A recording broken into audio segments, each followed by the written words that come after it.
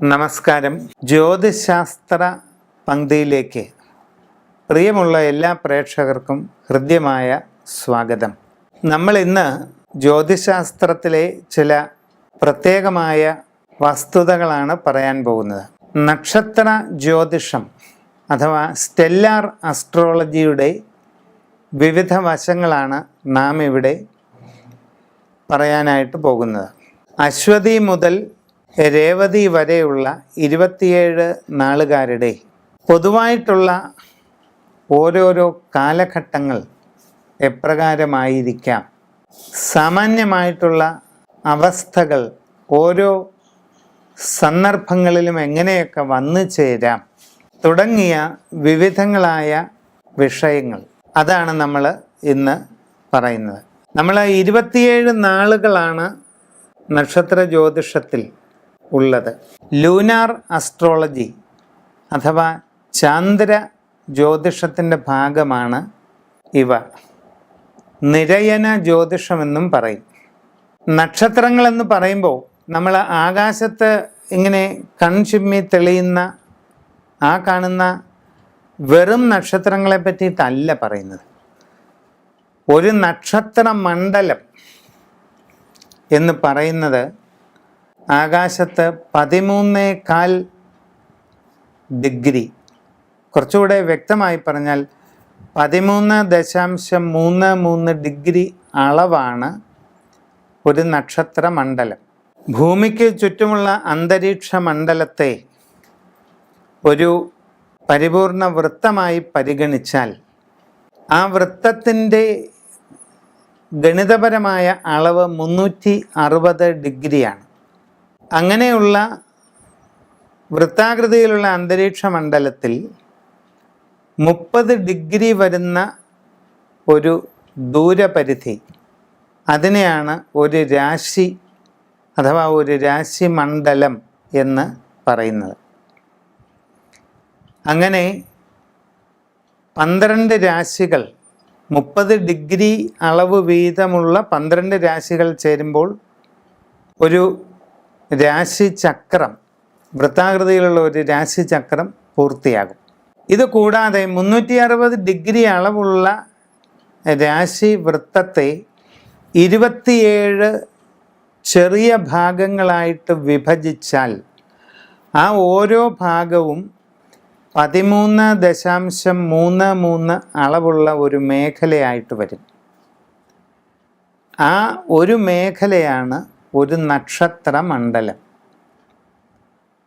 ആ ഒരു മേഖലയിൽ കാണപ്പെടുന്ന കോൺസ്റ്റലേഷൻസ്, താരാപഥങ്ങളുടെ വ്യൂഹം, അവയെ അടിസ്ഥാനമാക്കി അതിന് പേരുകൾ നൽകിയിരിക്കുകയാണ്. അപ്പോൾ ഭൂമിക്ക് ചുറ്റുമുള്ള വൃത്താകാരമായ മണ്ഡലത്തിൽ 13.33 ഡിഗ്രി അളവ് വരുന്ന ഒരു മേഖലയാണ് ഒരു നക്ഷത്ര മണ്ഡലം. അശ്വതി, ഭരണി, കാർത്തിക, രോഹിണി എന്നറിയപ്പെടുന്നത് ഈ നക്ഷത്ര മേഖലകളാണ്. ഈ ഒരു നക്ഷത്ര മേഖലയിലൂടെ ചന്ദ്രൻ കടന്നു പോകാൻ എടുക്കുന്ന ഒരു കാലയളവാണ് ഒരു നാൾ.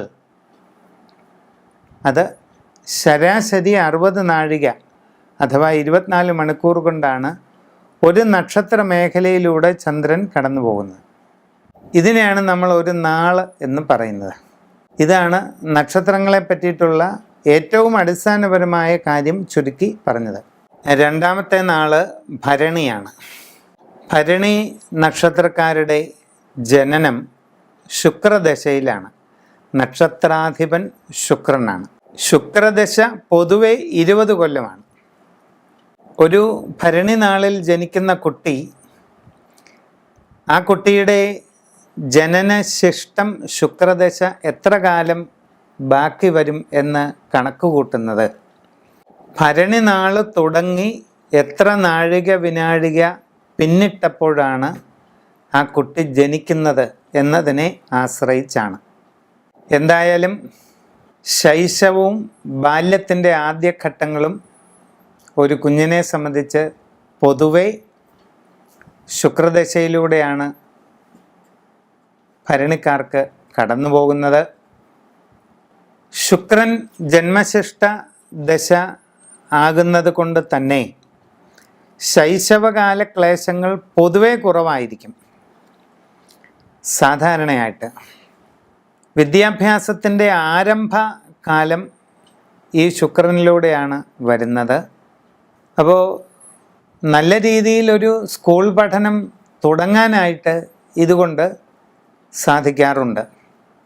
ഈ ശുക്രന് ശേഷം പിന്നെ വരുന്നത് സൂര്യദശ 6 വർഷമാണ്. ഈ 6 വർഷക്കാലം എന്ന് പറയുന്നത് വിദ്യാഭ്യാസത്തിൻ്റെ സ്കൂൾ തലത്തിലുള്ള ഉയരങ്ങളിലേക്ക് പോകുന്ന ഒരു ഘട്ടമാണ്. വിദ്യാഭ്യാസം ആദിത്യ ദശയിൽ പൊതുവെ അനുകൂലമായിട്ടാണ് കാണാറുള്ളത്. എങ്കിലും ചില ക്ലേശങ്ങൾ കൂടുതലായിട്ട് വരാറുണ്ട്. മാനസികമായോ ആരോഗ്യപരമായോ ഒക്കെ പലവിധ ക്ലേശങ്ങൾ അനുഭവപ്പെടാറുള്ള ഒരു കാലഘട്ടമാണ് വിദ്യാഭ്യാസത്തിൻ്റെ ആരംഭകാലം. അത് ഈ ആദിത്യദശയിൽ ചെറിയ തോതിലൊക്കെ അനുഭവപ്പെടും. കൗമാരകാലവും യൗവന ആരംഭവും യൗവന മധ്യം വരെയുള്ള കാലഘട്ടം ഏകദേശം ചന്ദ്രദശയിലാണ് ഭരണിക്കാർക്ക് വരുന്നത്. പൊതുവായ ഒരു രീതിയിൽ ഈ ചന്ദ്രദശ ഭരണിക്കാരെ സംബന്ധിച്ച് പൊതുവെ അനുകൂലമാണ്. മനസ്സിന് സന്തോഷം ഉണ്ടാകുന്ന തരത്തിലുള്ള അനുഭവങ്ങൾക്ക് സാധ്യതയുണ്ട്. പഠനകാര്യങ്ങളിൽ നല്ല രീതിയിൽ പുരോഗമിക്കാനായിട്ടുള്ള സാഹചര്യങ്ങളുണ്ടാകും. സാമ്പത്തികമായ വലിയ ബുദ്ധിമുട്ടുകളില്ലാതെ കുടുംബത്തിന് കാര്യങ്ങൾ മുമ്പോട്ട് നീങ്ങുന്നതാണ്. യൗവനത്തിൻ്റെ ആരംഭകാലം പൊതുവെ സന്തോഷപ്രദമായിരിക്കും ഈ ചന്ദ്രദശയിലൂടെ കടന്നു പോകുന്നവരെ സംബന്ധിച്ച്. യൗവനത്തിൻ്റെ അടുത്ത ഘട്ടത്തിൽ വരുന്നത് ചൊവ്വാദശയുടെ 7 വർഷക്കാലമാണ്. യൗവന കാലഘട്ടമായതുകൊണ്ട് തന്നെ ചൊവ്വാദശ വലിയ രീതിയിൽ പ്രതികൂലമായിട്ട് ബാധിക്കാറില്ല. എങ്കിലും ചെറിയ തോതിലുള്ള ആരോഗ്യപരമായ അസ്വസ്ഥതകളൊക്കെ ഈ ചൊവ്വയുടെ ഘട്ടത്തിൽ വരാം. വീഴ്ച, പരിക്കുകൾ, ഇതിനൊക്കെയുള്ള സാധ്യതകളും ചെറിയ തോതിലൊക്കെ ഈ ചൊവ്വാദശ കാലഘട്ടത്തിൽ കണ്ടുവരാറുണ്ട്. അങ്ങനെ 7 വർഷം നീണ്ടു നിൽക്കുന്ന ചൊവ്വ കഴിഞ്ഞാൽ യൗവനത്തിൻ്റെ തുടർന്നുള്ള കാലവും മധ്യപ്രായത്തിലേക്കുള്ള ആരംഭ കാലഘട്ടവും വരുന്നത് രാഹുദശയിലാണ്. 18 വർഷം നീണ്ടു നിൽക്കുന്ന ഈ രാഹുദശയോടുകൂടി ഈ ആളിന് മധ്യപ്രായത്തിലേക്ക് എത്തുകയാണ്.